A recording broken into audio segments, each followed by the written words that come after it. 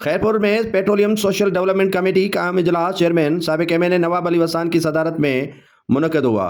D C office Khairpur کے Sachar hall میں اجلاس کے دوران ایم این اے پیر فضل علی شاہ، ایم پی اے بیرسٹر شیراز شوکت راجپر، ایم این اے مہرین رزاق بھٹو، ڈپٹی کمشنر خیرپور سید احمد فواد اور دیگر نے شرکت کی۔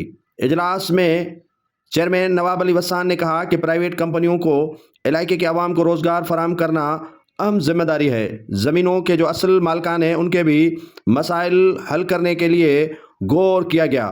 ٹراما سینٹر کی چار دیواری سمیت بنیادی مسائل حل کر کے اس کو فعال کیے جانے جیسے علاقے کے عوام کو بہترین سہولیات دی جا سکیں۔ نواب علی وسان نے مزید کہا کہ اسکولوں میں فرنیچر کی کمی ہے، ان کے لیے ٹیم مختص کی گئی ہیں جو سروے کر کے بتائیں گے کہ اسکولوں میں کہاں کہاں فرنیچر دیا جائے گا اور کن اسکولوں کو ضرورت ہے۔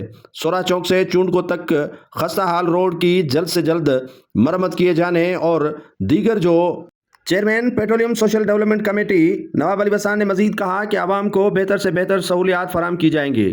صحت، پانی اور سفری سہولیات اولین ترجیحات ہیں۔ عوام کو جتنی ہم سے توقعات ہیں ان پر بھرپور طریقے سے پورا اتریں گے۔ اس موقع پر ڈپٹی کمشنر خیرپور سید احمد فواد نے پروٹیکشن فنڈز کے حوالے سے اجلاس کو تفصیلی بریفنگ